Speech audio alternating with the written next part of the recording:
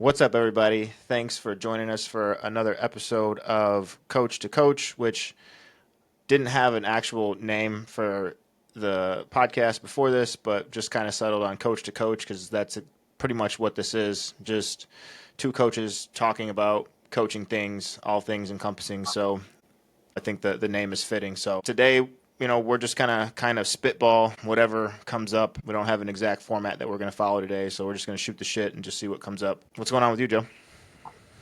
Nothing much, man. I'm like I said right before we started, I'm just beat. Uh Sore. It seems like I can't I'm definitely sleeping. 8 hours of sleep last night, but all day it just seems like I'm dragging. And any chance I get to like sit down, my body just wants to crash. Where are you sore at? Quads. Quads. From the last leg day. This seems like this is the worst soreness I feel like I've felt since we've started. Really? Yeah, not like soreness as in like I'm in bad pain, but just the most soreness. You know what I'm saying? Yeah, that's interesting. Um, for me, I am my I don't even think I'm going to be able to train hamstrings tomorrow. Like they're that sore. Um, and I know why my hamstrings are sore. They're not even sore from actually the training that we do. So we're training partners. Joe and I are training partners. But I'm being coached by Justin Caspit for it's I don't even know really what it is. It's like a movement coach where he has me doing like Jefferson curls and all sorts of different mobility drills, but like not just like stretching, and it's like stretching with weight and like building strength in that new range of motion. And one of the things that he had programmed was a cable pancake, which is essentially like you're sitting on the floor with your legs spread out. It's kind of like a a wide stance good morning, but you're just like sitting down. And so you've got this cable out in front of you, and it pulls you into flexion at your hips, and so you get this hamstring stretch, right? And so I don't know if I just used too much weight or what the deal was. It felt fine in the morning, in the moment, but the day after, like I was like, oh, and I think we trained legs like the day or two after, and Yeah. I was pretty sore, and I noticed like my knees just didn't feel right, so I didn't have a great training session. But now, like my hamstrings are wrecked, like they are absolutely wrecked, and so in it sucks because like when you're that sore, you don't really want to move. Like, Right. I don't really want to walk. I don't really want to do anything because every single step I take, it hurts. Yeah. And I think I messaged you that, like, I'm so sore, like, I don't even want to walk. Um, and so I think it's actually really important that when you are that sore, that you actually make an effort to get some blood flow into that area. So get some movement in, get some stretching in, even though it hurts and it doesn't feel great. Yeah. That is ultimately, I think, gonna help you get out of that spot a little bit quicker rather than just doing nothing. So, Yeah, for sure. have you been kind of trying to do anything to, are you foam rolling or doing anything on your side? Uh no, I haven't literally just because you kind of just called me out just because like the pain. But like dude, I'm walking different. Like Yeah, me too. I don't want to bend my knees at all. But like after I hop off of this, I'll probably do some movement and stuff, foam roll. But yeah, it's that serious. Um, do you? So you said you don't think you're gonna be able to do hamstrings tomorrow? Like, what are you thinking for the session then? I don't know. Like my hamstrings are wrecked, bro. Like I just did one of the mobility workouts right now, and it was some T spine rotations, like in a kneeling position. It was like a long lunge, so it's like a really wide stance lunge where like the leading leg, the knee of the leading leg, is way behind the toes. So like you're stretching out that trailing legs, hip flexor and quad, and you're really setting into the leading legs hip, and so you're getting some kind of adductor stretch, some hamstring stretch, and it was just brutal. I was supposed to hang out for like 60 seconds in this stretch, and I could only manage 30 seconds because I'm so sore. So I think probably the game plan will be, and this is something that we could talk about too. Like, we're scheduled to train hamstrings tomorrow, but if I get into the gym, so right now it seems like I'm not going to be able to really hit hamstrings because I'm going to be that sore. So I think training with some degree of soreness is just fine. Like you feel it, but it's not anything, crazy. But if you're like brutally sore, like can't walk right, Hmm. it's probably not a good idea. Like you need another day or two before you hit that muscle group again because it's a pretty good indicator. That level of DOMS is a pretty good indicator that you're not recovered again Yeah. or yet. So you're just going to dig yourself a deeper hole. So odds are what we'll end up doing is that we will just flip the day. So after tomorrow's hamstring day is supposed to be a like a shoulders and arms day. So maybe we just rotate that day in tomorrow, and then do hamstrings. Give ourselves another day Yeah. before we touch the legs again.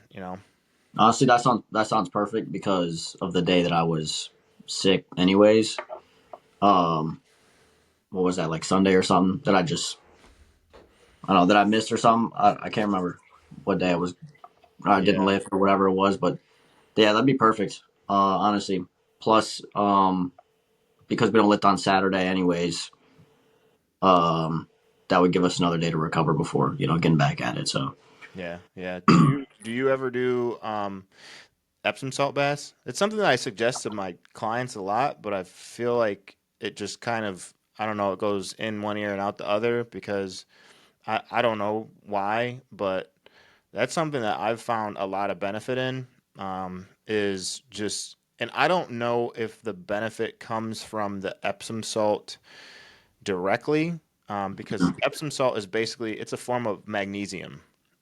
So I don't know if magnesium, that sort of magnesium, can be absorbed in the skin. Like I don't know if transdermal is the right word or not. But magnesium in itself, like supplementing magnesium, plays a role in tissue quality.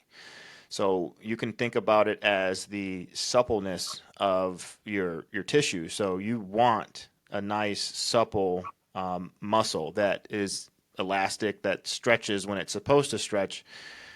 Because when you have rigid like muscle, poor tissue quality, and this even goes beyond just like magnesium, but when you have poor tissue quality, that's where the muscle stretches only to a point, or maybe certain spots in the muscle only stretch to a point, and beyond that, it's restricted. And if you force it beyond that point, that's where you tear shit. So something that I've always been big on, pretty much always have Epsom salt. I just load the bathtub up and just sit in it for a little while, and that always makes me feel a lot better. Sauna is another one too. I think a big component of it is just the heat, the heat element. yeah, So sitting in the sauna, stretching in the sauna, like really kind of being intentional about like relaxing and trying to loosen my body. That's something that I've found massively impactful for sure. yeah. I actually so that whole first week that we trained, I was taking Epsom salt. The whole first week we started training together, I started taking Epsom salt baths. Just because the soreness was so bad, it was such a switch up to like my training, and the soreness was just it was just a lot worse. Um, I did that this time too. I'm still doing them. I do find that I'm just like less sore during the day, but also like doing my cardio too, just like walking and just getting any type of movement. Um, I found like helps with my soreness too. You even mentioned because at the time I wasn't doing like hit cardio on the bike, and you brought that to my attention too. That was like for whatever reason it just helps with the leg soreness or whatever. And I actually like yeah, you were spot on with that too. So just yeah, just getting movement, like you said, getting blood to the muscle and stuff like that, like all that stuff All that stuff helps. Um, I think with like it, the hit cardio, like if my legs are like hella wrecked, like particularly my quads are hella wrecked, I might do instead of doing a lower body dominant hit cardio, I'll do something upper body like we did the ski erg the other yeah, day. You know what I mean? Or even like the rower, because doing the hit cardio on the assault bike, your my quads get like crazy pumped, and I think that is a yeah, part of where the benefit comes. And it almost seems counterintuitive, right? Because like you're getting such a crazy response out of your quads, and you would think like, oh, if my quads are already sore, like that might make them more sore. But we're not we're not doing hit cardio for like 30 minutes. It's like right, 4, 6, 8 minutes, something short like that. And so I think, I don't know, but I think that big rush of blood flow in a short period of time kind of helps to clear things out. And I don't know the mechanism behind that, but that's right. just what I've noticed, that my quads can be a little bit sore. I go hit some hit cardio, and then it's like it just flushes all of that out, and I'm just in a better spot. This is what it seems like to me. It's one of those things where there may not even be like a scientific reason that you could look into and see what the mechanism is. It's just something that you do and you notice the difference after. Yeah. And yeah, that's the way it is. That's the way it has been, especially just doing the cardio, even just going on a walk or anything. It's like I haven't done today or anything, so I probably need to. But yeah, like you said, like it's just something that you do and you just feel better after. So Yeah. Yeah. Speaking on science, it's just kind of an off topic, because we're kind of going down this recovery yeah, pathway right now. So we'll come back to that, but just a little bit of entertainment right now for kind of what's going on in the lifting community, the fitness community. Do you keep up with like Dr. Mike Israetel, or any of that stuff that's going on with him? not like I'll watch some of his stuff like occasionally. Um, I mean, I follow like the guy Mino or Menno Henselman's. I follow a lot of his stuff on Instagram, but I'm not really looking too far into what they're saying or anything like that. Like regularly at least. Okay, there's two things I want to touch on. I'm writing this down so I don't forget it. One of them is Mike Israetel, but the other one is, I don't know how this kind of came about. I think this chick, the scientific snitch. Have you seen her stuff? It sounds familiar. I can't like put a face to her or anything. Oh, so yeah, you would know, because it's basically that she kind of came on the scene, um, and I don't know where. I think TikTok. Like a lot of these people kind of blow up on TikTok, and then they start bleeding into like the Instagram side of things and YouTube. And so Mhm. basically, what's going on is that she's a really smart individual, um, and I don't doubt that any of the science that she's talking about is accurate in some sense. But what she's basically come out and said is that like you don't need a to eat in a caloric surplus to build muscle. So you follow. So maybe you've seen Sebastian Burka Yeah. talking about this. Like, have you seen this? I think you even asked me about this, didn't you? For The like, the having the like using your body fat to like build tissue pretty much. well, what it boils down to is, do you need to eat in a caloric surplus to build muscle? And you know, he's essentially now on board with all this new sort of science shit that's saying like, no, you don't need to eat in a caloric surplus to build muscle. So I'm just curious, like, what are your thoughts on that statement without no, because you're not like in the weeds with like with what's Yeah. going on, but just like what's your thoughts about that? I mean, I feel like I've seen it happen. I've seen like people. I've seen people.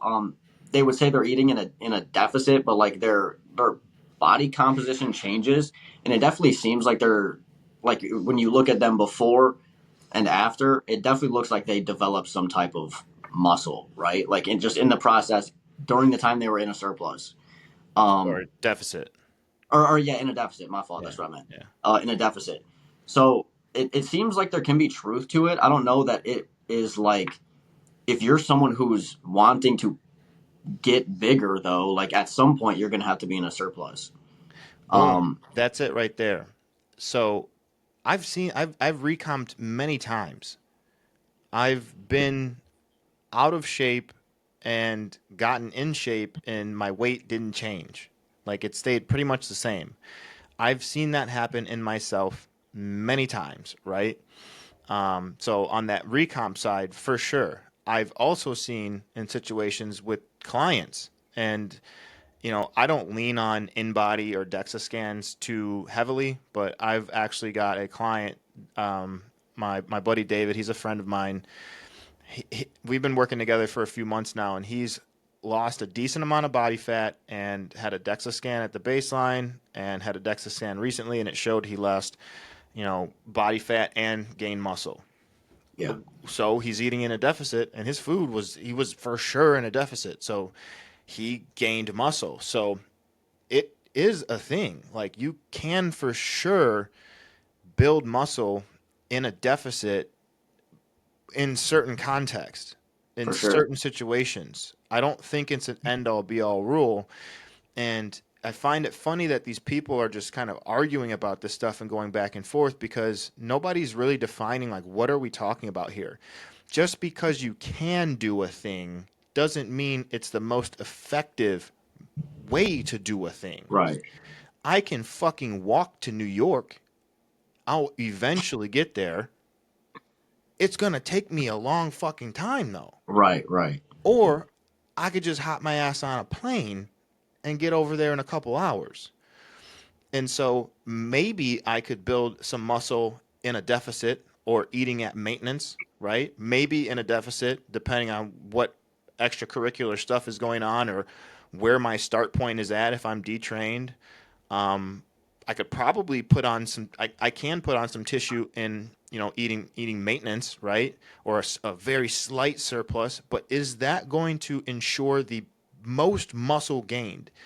Because these people are speaking they're speaking to basically the bodybuilding community, specifically like Sebastian, right? Like hmm you're a bodybuilder and you're telling people that you don't have to eat in a caloric surplus, like to build muscle. Like you can eat in a deficit, you can eat at maintenance or whatever the specifics are. But it basically makes it seem like, yo, you don't even have to eat in a surplus. There's no reason to eat in a surplus. That's just the vibe I get, and I think that's not actually what he's saying. It's like both things are true. You know what I mean? But yeah, if you're speaking to people that are bodybuilding minded that want to build a physique in the most efficient manner, we have decades of fucking evidence of huge people and right, they all ate big. right. So what are we talking about? And would it not at some those people that he's talking about, would it not cap at a certain point? Would their weight not stall out, or would they just not keep gaining muscle? Because it's like if you're not in a surplus anyway, your body's definitely changing until it can't anymore because there's not the energy balance.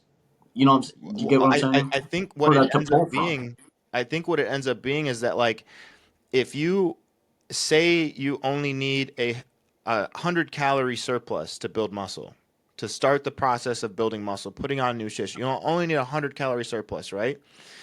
That's fine and dandy, assuming that you nail that 100-calorie surplus religiously every day. The issue Right. with that is that none of this stuff is exact. The food that we eat is not exact, right? Right. Like even like I'm not even talking about processed food. I'm not even talking about label discrepancies, right? Because we know that Yeah. like processed foods can have a variance. I think it's like 10, 15% or something like that. So the labeling Yeah. can be wrong. I'm even talking about like chicken, eggs, beef. Like not all it might say 96.4 on that package, but like it's not fucking made in a lab. Like it's not exactly 96.4. So that the Right. calories for each pack of beef that you get is going to be slightly different.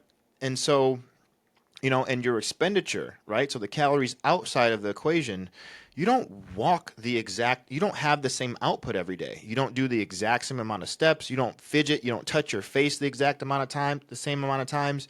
You don't do the exact same training every single day. So Right. what ends up happening is that if you're only trying to shoot for this 100 calories over, the margin of error is very small, and it's very easy to eat that end up on the wrong side of that 100 calories where you're not 100 calories over, you're 100 calories under, or 200 calories under, or 300 calories under, right?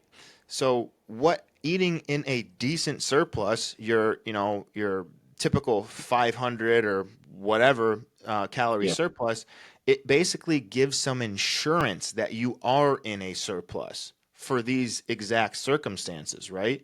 Yeah. 100%. Rather than trying to just walk this super fine line with a very small margin of error and not knowing. It's an insurance policy. Ensure the deeper you get into that caloric surplus, the more potential you have to put on body fat. But that's where you use your visuals. That's where you use your training performance and what's happening in the gym. That's where you use the data to reflect and see like, hey, is the weight that I'm putting on quality, right? So it's Right. not just black and white. Like, yeah, on paper, scientifically, you can build muscle eating in a deficit or eating at maintenance, but it's not. It can happen. It's a thing for sure, but it's not the most effective route for somebody that wants to put on a significant amount of tissue. You're gonna need to eat food. Like you're gonna need to eat above whatever your maintenance is to ensure that that happens. And this is a game of years essentially. And you break it down years, months, days, and it boils down to like how many days did you stack up in this surplus in this environment that produces these results. So like it's super strange to me, and I've the whole community, it's social media is super interesting. Like you see, if you watch it enough, there's just these ebb and flows that come and go, and they're fads essentially. Right. um but it's like, guys, we're bodybuilding is not new. Building muscle is not new. We Right. have evidence before any of this science shit was coming out.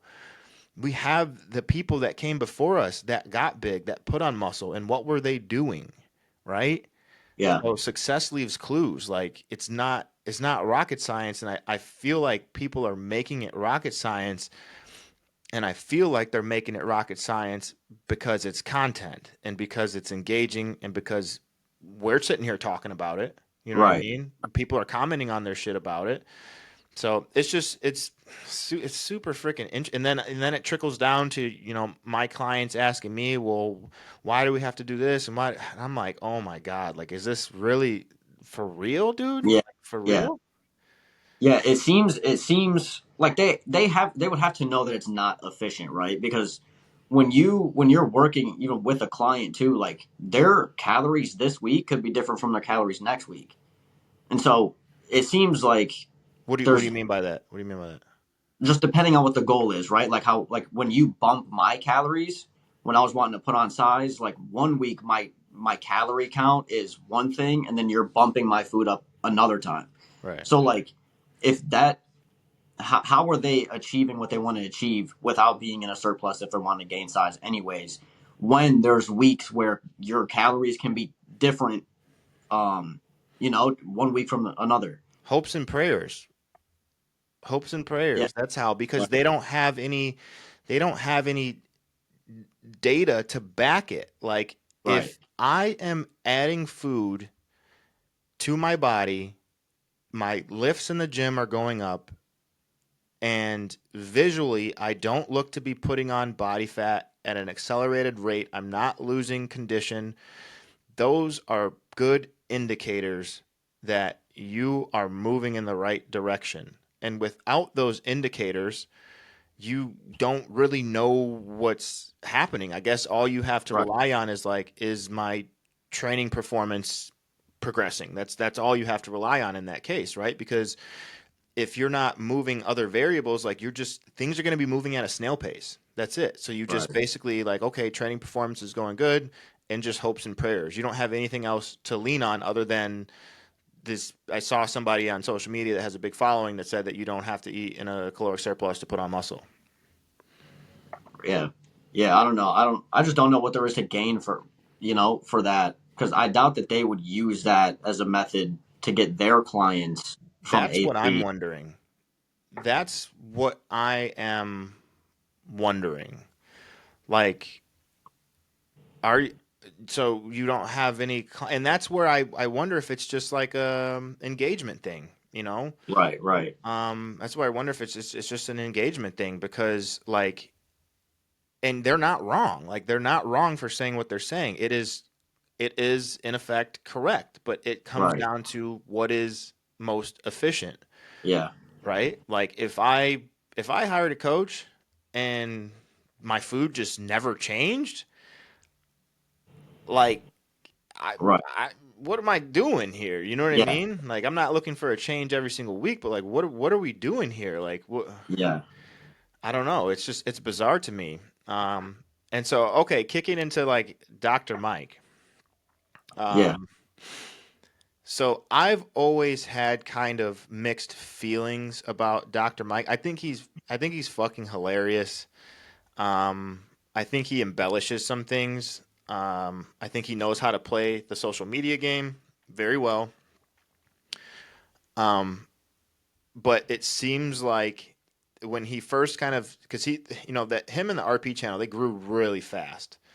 Yeah. Um, when they had like a growth spurt and like I think they're at like 3 million subs or something crazy now. I don't even know what it is, but on that uprise, everybody was kind of taking all the things that were coming out of RP and Dr. Mike as like gospel. You know what I mean? Like Even yeah, even me too. yeah, well, because you've got somebody that's formally educated that speaks really well, that is personable, that you like, and you're Yeah. like, this guy fucking knows what he's talking about. You know what I mean? But it seems, and for me, I'm just thinking like, well, I don't know. All the guys that I've looked up to that are, and like diehard bodybuilders, they're saying like, hey, you need to train to failure. Like you need to train hard.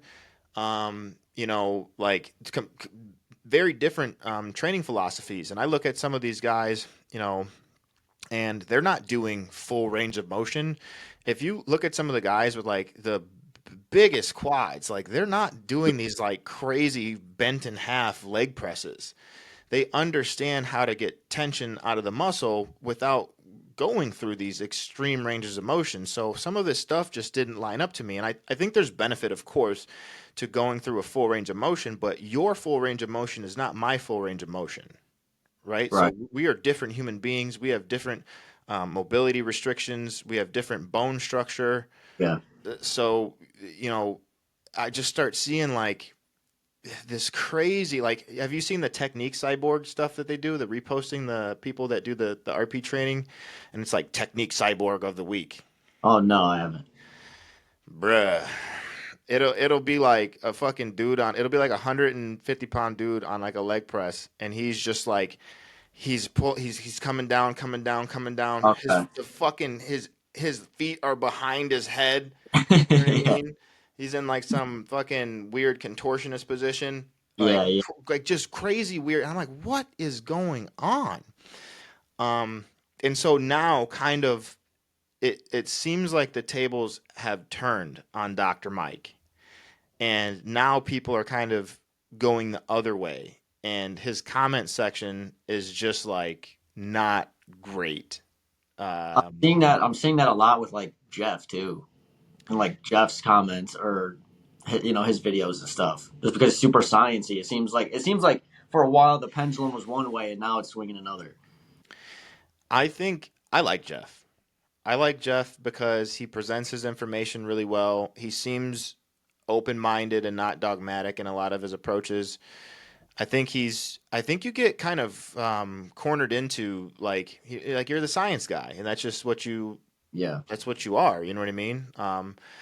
As a whole, I like Jeff. I don't watch a whole lot of his stuff anymore, but it's just interesting. So you're seeing like people kind of going the other way with Jeff Nippert as well. Yeah, yeah. It just seems like as a whole, the whole like sciencey community type stuff. A lot of people are not like turning their back to it, but just paying less attention to it. Um, I mean, I know I have too. Um, What did I not tell you turning my back, but just paying less attention to it, I guess. when we started training together? I told you because I've been there too, where you just start trying to do make it you're trying to make it rocket science, and it's not rocket Yeah, science. You need to eat good food, you need to rest, you need to take care of your body outside of the gym, and then you go to the gym and you train your fucking ass off. right. That's pretty much it. And I told you when we started training together, I said, "Hey man, we're probably going to be doing some stuff that on paper doesn't make sense, like real high rep ranges, doing like in some cases like leg extensions. We'll do 15 reps back and forth. You go, I go. 15 reps until you can't do 15 reps. And Yeah, then a drop set, a triple drop set. I don't even know how many sets we did. I don't know where the line is between warm up set and working set. All I know is that I got to that set where I couldn't do 15 reps, the right. failure, and then I went beyond it, right? And now my legs are sore. I've got good feedback. They're full of blood. Like I'm just, I just, I think what a lot of the science stuff does is it takes the joy out of experimenting and just having fun in the gym and just training your face off. Yeah, It makes it too technical, and obviously there's nuance to all of this, and I don't think that you should be ignorant of a better way to do things, but I truly don't believe that the super sciencey route is the better way of doing things. And this is kind of for me the nail in the coffin. And there's plenty of counter arguments to this, but like Dr. Mark Mike is supposed to be a point of authority, but like you don't even get in shape. You have a shit back. You have shit arms. Like you're missing body. I hate being like harsh like that, but like that's the sport we're in, right? So you're missing a lot of shit for somebody that's an authority on bodybuilding and how to build muscle. So if you're this authority and you have all this stuff figured out, why are you literally missing body parts? You know? yeah. Yeah. I So mean, that I feel like most people look at him. They're not because you've done it. You've stepped on stage. I feel like they see a jacked dude. Like whether you're looking at it from like your perspective, which is like you're literally missing body parts. He is a big guy, like body weight wise, muscular wise, and so without like nitpicking at it like that, he still is someone who's strong, who's got quite a bit of muscle on him, and seems like he knows what he's talking about. And I mean, if the information that he's saying is true, like then it's true, whether it comes from me or him, right? Like, would you not agree with that? Like well the information, if he's saying it's correct, regardless of how he looks, like it's either right or wrong. that Whether that you know what could I'm right, yeah, and it could really be that, but I have less confidence in that saying? when you don't walk the walk.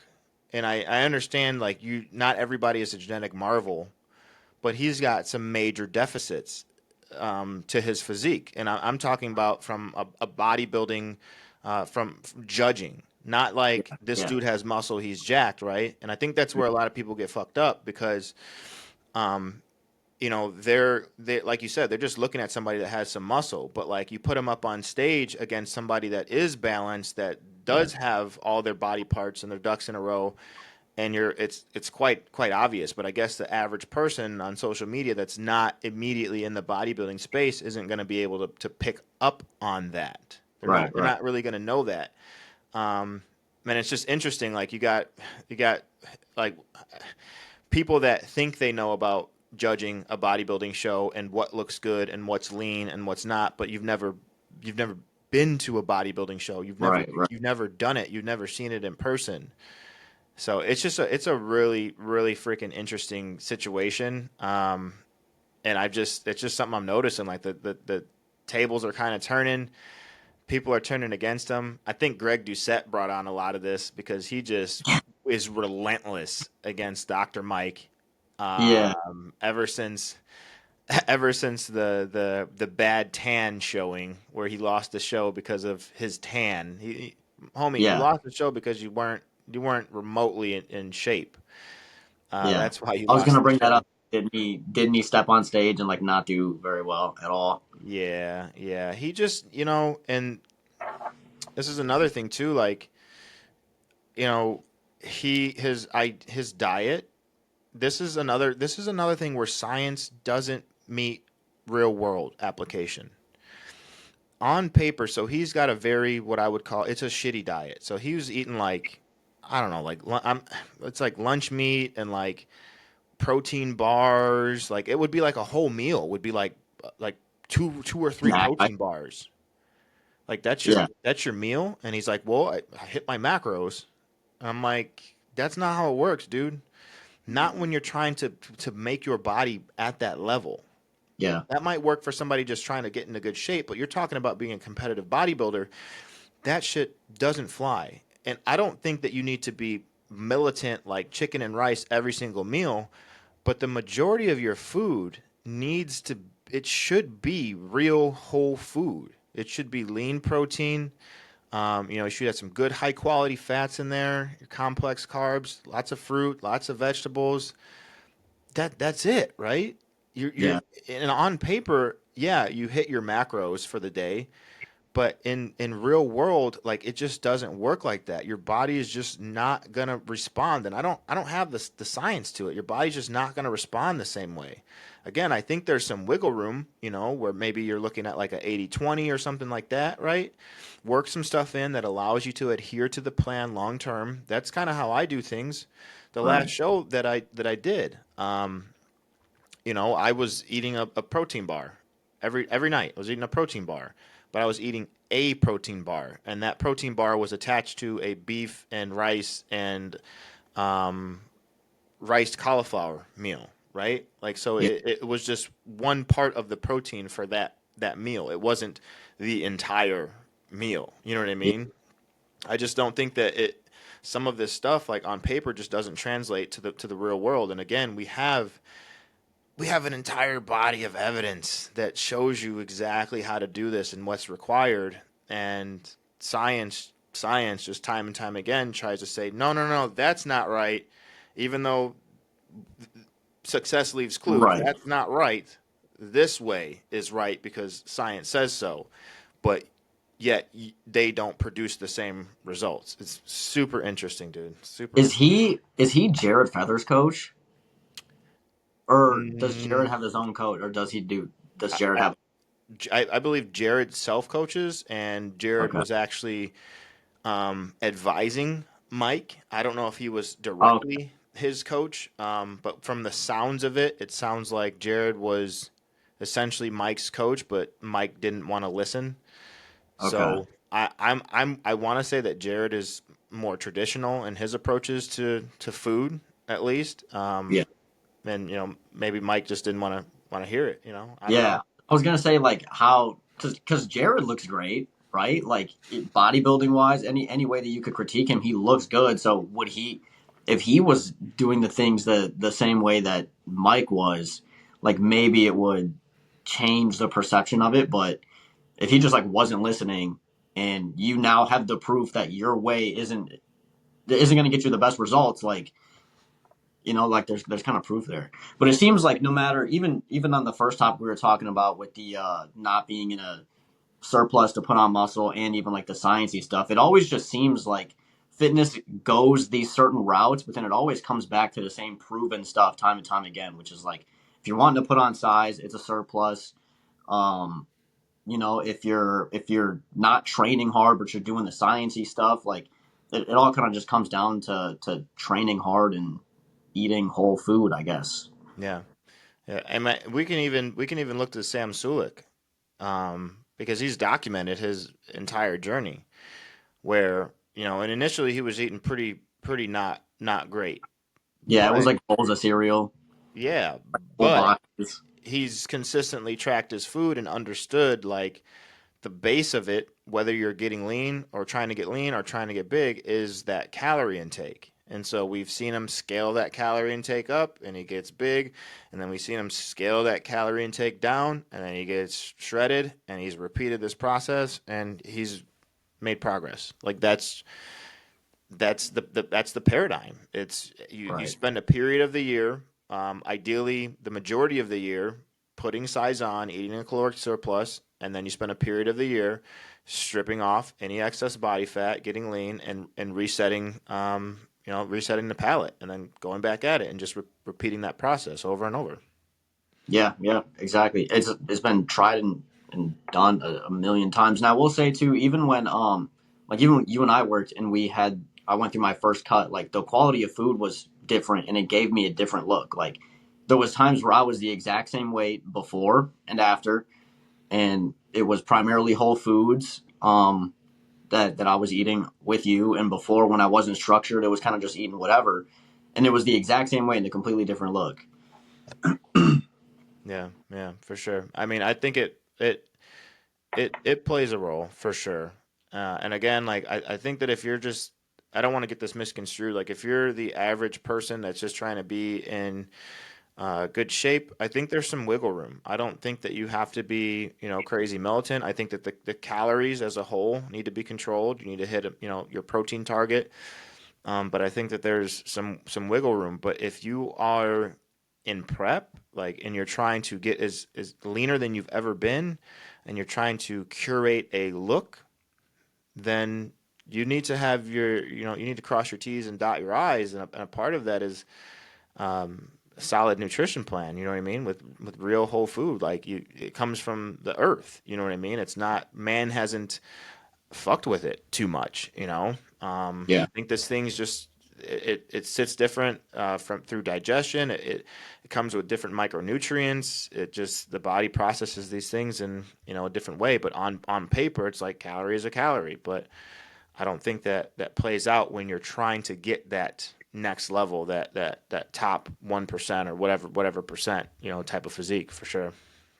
Yeah, I would say even for people that have never tracked anything before, like even just having macro guidelines can change their look.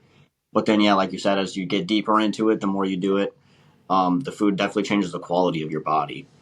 Yeah. Yeah. All right. Well, hey, let's shift gears. We kind of got off. We started on recovery. I think we touched on a Yeah, couple points there. Got into what's going on social media. So, how are your? We'll kind of touch on our clients. What do you got going on with your clients? Got anything interesting, fun going on? yeah. I mean, I have one client. He's literally like my dream client. He's just he's involved. He's asking questions. Um, and he's following everything perfectly. He just hit a new low when he started with me a couple weeks ago. He was like 230, or not a couple weeks ago. It was like 6 weeks ago. He was like 230.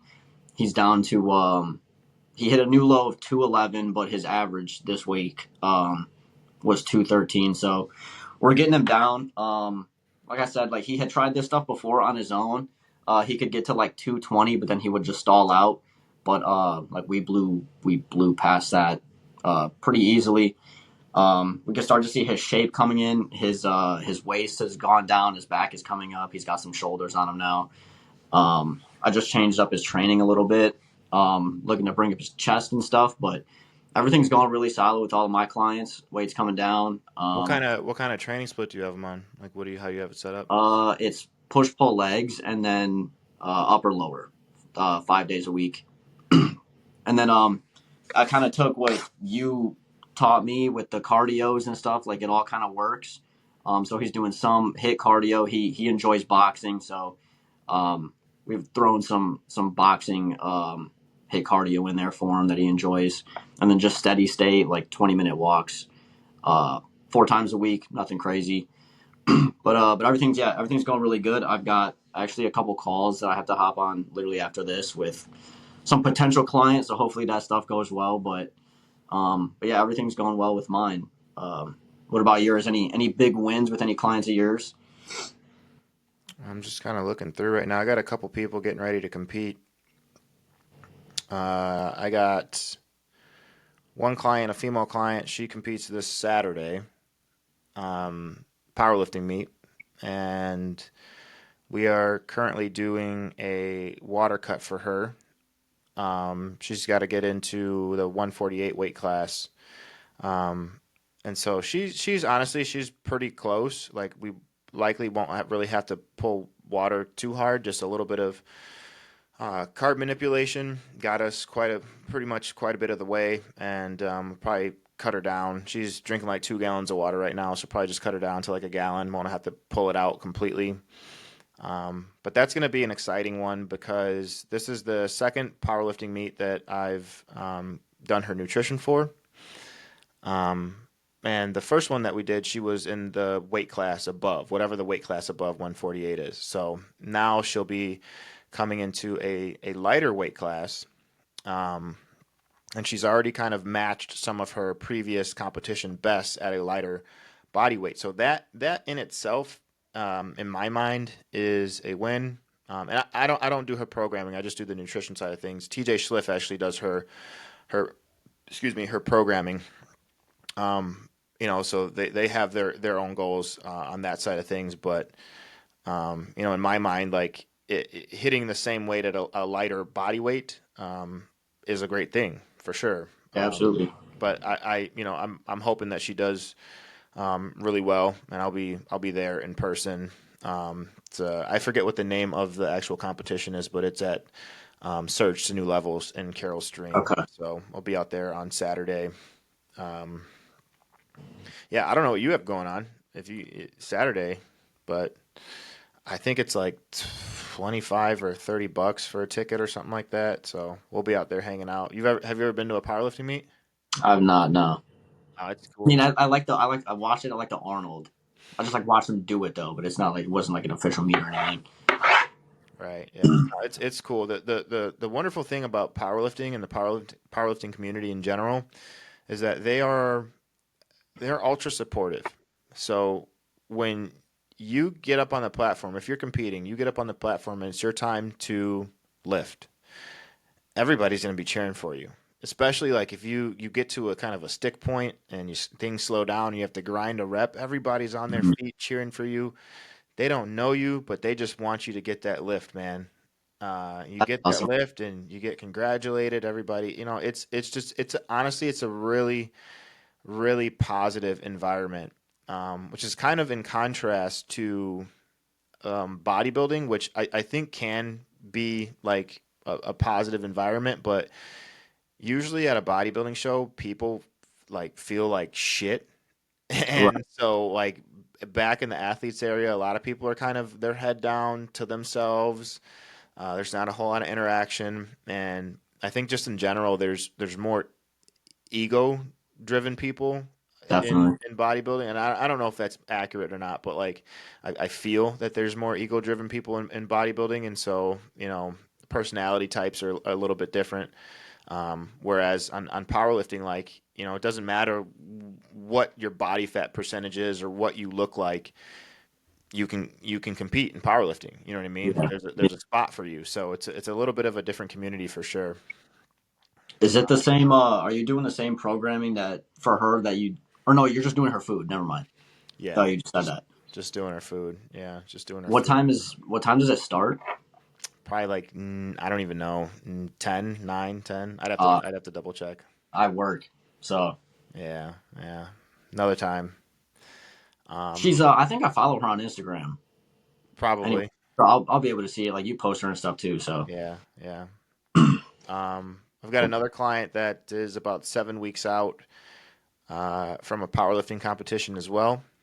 Um, Same thing with him, just kind of bringing him down into a weight class. And we had shot for, we started around 228 or something like that, and shot for, he wanted to hit 198, but it was a lofty goal. And his body is just really responsive in a number of ways. And it was just he doesn't need a whole lot of food to be the weight that he is, and so bringing him down into 198, it just quickly became apparent that like we are going to have to suck you down way hard. It's going to be a detriment. And so we just kind of settled on the 220 weight class, and so now We're 7 weeks out. He's at 220. So from this point, it's just a matter of starting to pull back on some of the cardio, slowly floating some food back in because I still got to keep them right Yeah. within reaching distance. So at this point, it's putting food back in. This is a fun time, right, where you can actually eat up a little bit into a competition if you're a weight class restricted athlete.